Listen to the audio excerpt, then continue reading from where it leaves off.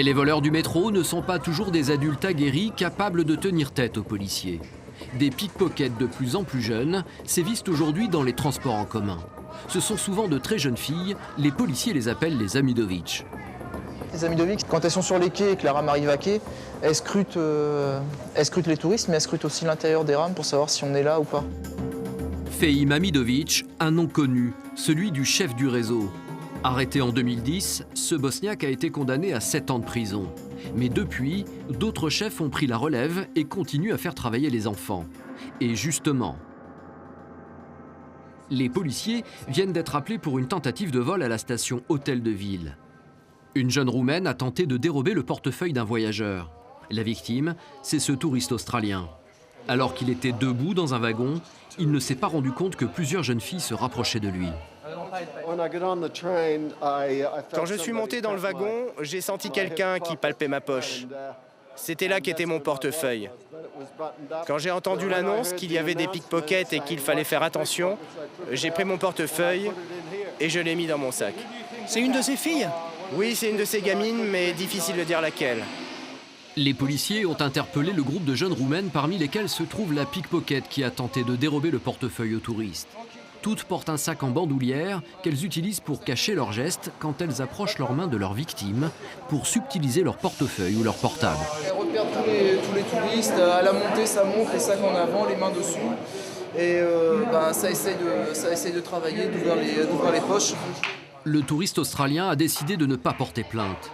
Les policiers n'ont pas d'autre choix que de raccompagner les jeunes pickpockets jusqu'à la sortie et de les laisser repartir. Je veux plus vous revoir sur la ligne 1. Ok. La traque aux petites voleuses est devenue une routine pour les policiers. Alors chez eux, pointe parfois un peu de lassitude. Vous avez quel âge ces jeunes filles?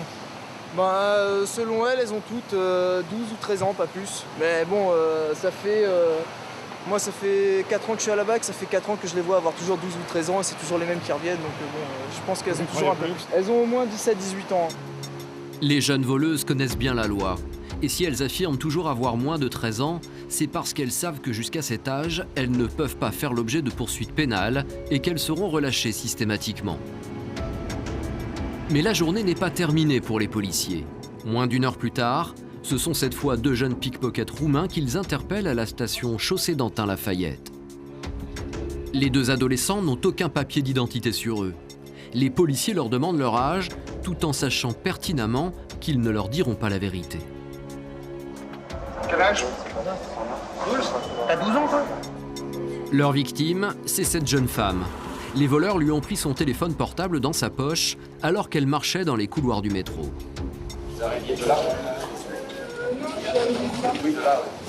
Quand ils étaient là, ils vous attendaient. Et quand vous êtes sortis vers nous... J'ai vu qu'ils m'ont regardé, mais je suis passée en vitesse et je l'avais dans ma poche, je ne l'ai pas sorti et j'ai vraiment bien senti. Pris sur le fait, les 2 ados sont conduits au poste de police. Même pour se rendre au commissariat, vous prenez même le métro? Oui, ça va plus vite que d'attendre un véhicule de conduite. Parfois, là, on va se rendre tout à côté.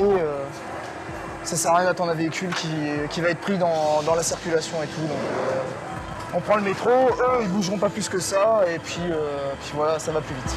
Juste pour un gain de temps, en fait. Si les policiers ont choisi d'utiliser le métro, c'est aussi parce que le trafic voyageur est calme à cette heure de la journée. En pleine heure d'affluence, ils n'auraient pas hésité à utiliser un véhicule du service. La victime a décidé de déposer plainte, mais sans papier d'identité, difficile pour les policiers d'établir l'âge exact des 2 jeunes Roumains. Ils n'ont pas de pièce d'identité et ils disent qu'ils ont 12 ans. Et ils disent être mineurs, donc après ils seront présentés certainement à un juge des enfants. Donc on verra bien. Dans votre expérience, qu'est-ce qui se passe?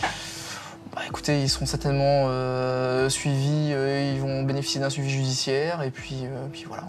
Ils seront relâchés? Peut-être, ou peut-être pas.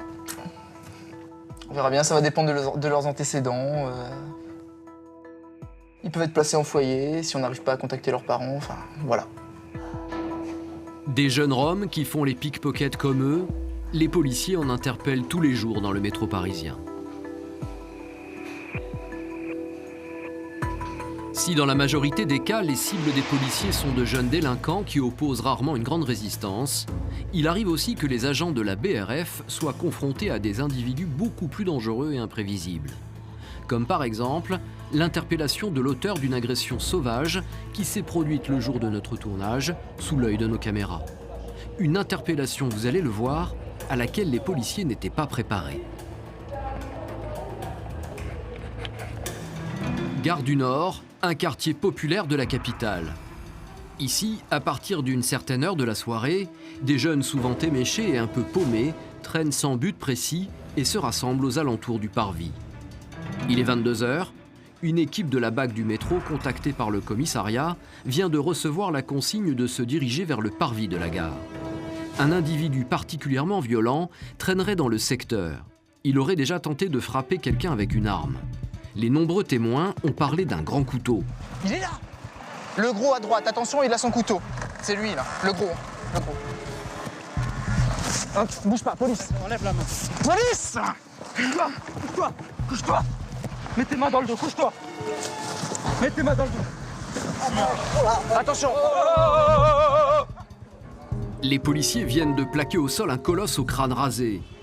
Immédiatement, un attroupement s'est formé autour de la bagarre. Les hommes de la BAC ne sont que 3 et ne savent pas à qui ils ont affaire.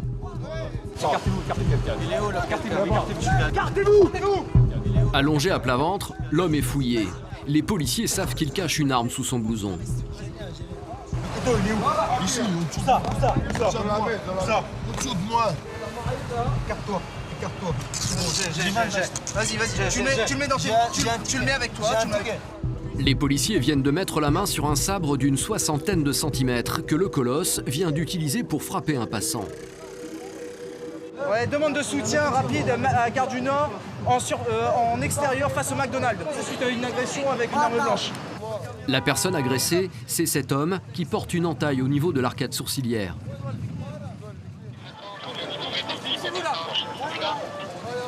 C'est cool. C'est bon, Mathieu, c'est bon. Je rentre. On s'écarte, oui, on s'écarte. Alors que l'attroupement est disséminé par les gardiens de la paix, l'agresseur est conduit dans un local de la police dans le hall de la gare du Nord. Sur le trajet, il accuse la victime qu'il vient de frapper avec un sabre de lui avoir volé un sac. C'était putain, m'en vole mon sac. Dans la salle du commissariat, l'agresseur est installé sur un banc. Assise à quelques mètres en face de lui, la victime, qu'il vient de balafrer, attend pour témoigner. L'homme au sabre est d'origine polonaise, il parle très mal le français. Malgré la présence des policiers, il n'hésite pas à menacer celui qui l'a déjà agressé. Ok, moment. Adios amigos, moment.